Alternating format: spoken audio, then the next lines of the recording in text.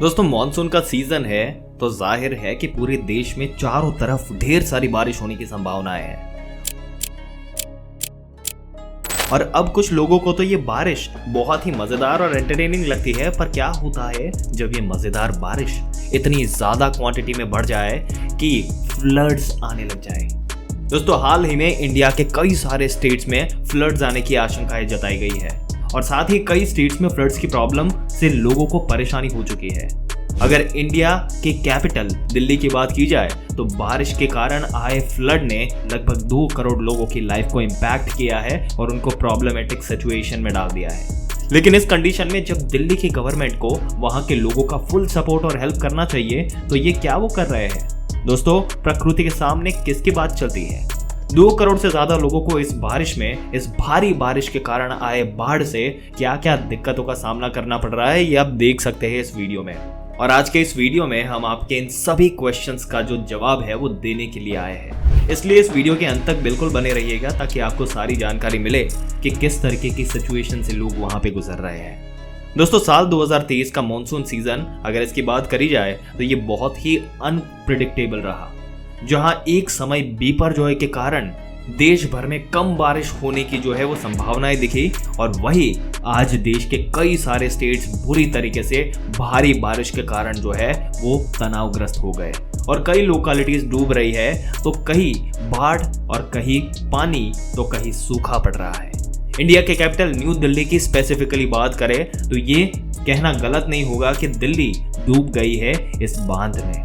दोस्तों दिल्ली में अभी भी बारिश रुकने का नाम नहीं ले रही और ऐसे भी यमुना के पास लोकेटेड कई सारे जो स्लम एरियाज है, जो घरों में बाढ़ का पानी जो है वो घुस गया और हाहाकार मचा दे रहा है। काफी सारे लो लैंड एरियाज भी बाढ़ की चपेट में आ गए हैं। यमुना नदी की बात की जाए तो 45 ईयर्स में पहली बार ये नदी अपने सबमर्ज एरिया से बाहर निकलकर रिंग रोड से होती हुई रेड फोर्ट तक आ गई है।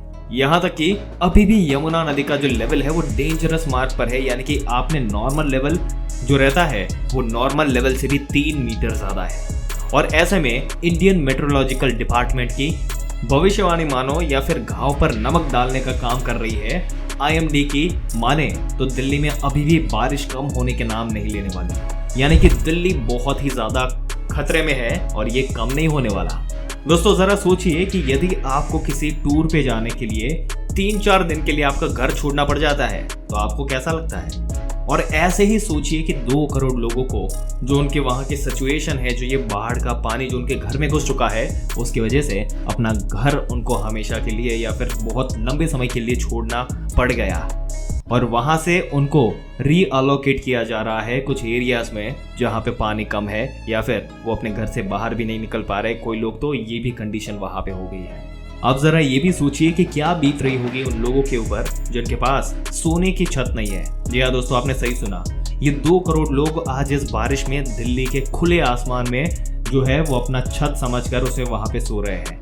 ना ही इनके रहने का ठिकाना है और ना ही उनके खाने पीने का।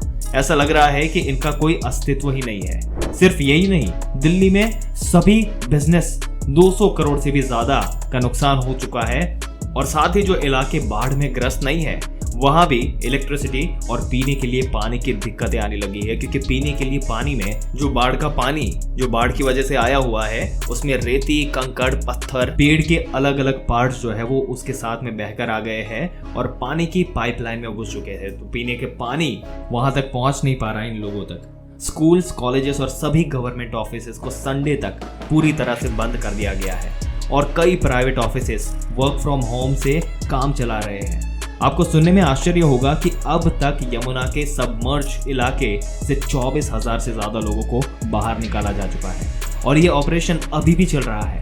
दिल्ली गवर्नमेंट की माने तो इन फ्लड से ग्रस्त लोगों के लिए कई सारे शिविर यानी कि कैंप्स लगाए गए हैं, जहां इनके खाने पीने और रहने का ध्यान रखा जा रहा है। जहां एक तरफ दिल्ली पानी के अंदर या फिर पानी से सराउंडेड है, वहीं अब पीने के पानी में भी कई किल्लत होने लगी है और इसके कारण 3 वाटर प्लांट्स को बंद करना होगा। दोस्तों ये water treatment plants Wazirabad, Akola और चंद्रवाल में है और बाढ़ का पानी अब इन प्लांट्स तक घुस चुका है, जिस कारण के इस प्लांट को बंद करने की नौबत आ गई है। इस दिल्ली के 20 इलाकों में पानी की दिक्कत होने की संभावना है, जिसमें NDMC भी शामिल है। और ऐसे होने से दिल्ली में लगभग 25% पानी की किल्लत हो गई है, यानी कि लोगों को पानी नहीं मिल पा रहा, जिसका खामियाजा दिल्ली की जनता को उठाना पड़ रहा है। दोस्तों, कई लोग बेघर है तो कई बांध के एरिया में फंसे हुए हैं, और ऐसे में दिल्ली सरकार से उनकी मदद के लिए क्या क्या कदम उठाए जा रहे हैं ये भी आपको बताते हैं। दोस्तों, हम जो टैक्सेस पे करते हैं उनके इस्तेमाल किसी भी कैलामिटीज के समय हमारी मदद करने के लिए किया जाता है। तो क्या अभी दिल्ली में बाढ़ से जो जूझ रहे लोगों को मदद मिल रही है? दिल्ली गवर्नमेंट की माने तो इस समय भी बाढ़ग्रस्त इलाके में सर्च ऑपरेशंस चल रहे हैं। लोगों को बचाया जा रहा है और एक सेफ शिविर तक उनको पहुंचाया जा रहा है।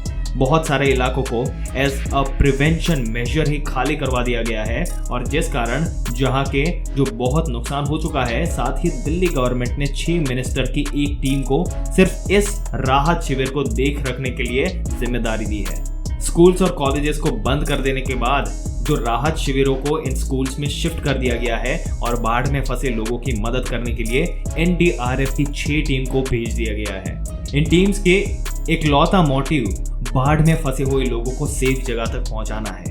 दोस्तों, सीएम अरविंद केजरीवाल की माने तो अभी तक 30,000 से भी ज्यादा लोगों को इन सबमर्ज एरिया से इन शिविरों में शिफ्ट कर दिया गया है, और साथ ही सीएम के ये भी कहना है कि हथनीकुंड बराज से जो छोड़ा जाने वाला जो पानी है वो हर घंटे की रिपोर्ट का जो डेटा है वो अपने पास रख रहे हैं, और सेफर साइड के लिए जो भी एक्शन लेने चाहिए वो अपने एंड से ले रहे हैं। दोस्तों, आपके क्या विचार है दिल्ली में जो ये फ्लड है, और 2 करोड़ लोगों को, करीबन 2 करोड़ लोगों को ये फ्लड का जो है सामना करना पड़ रहा है? अपने विचार हमें कमेंट करके ज़रूर से बताइएगा। अगर इसमें दी गई जानकारी आपको मददगार लगी हो तो उन रेलेवेंट लोगों तक ज़रूर से शेयर कर दीजिएगा जो मदद का हाथ इन लोगों को दे सकें। और up to date latest news जानते रहने के लिए हमारी चैनल को सब्सक्राइब करके बेल आइकन ज़रूर से दबा दें।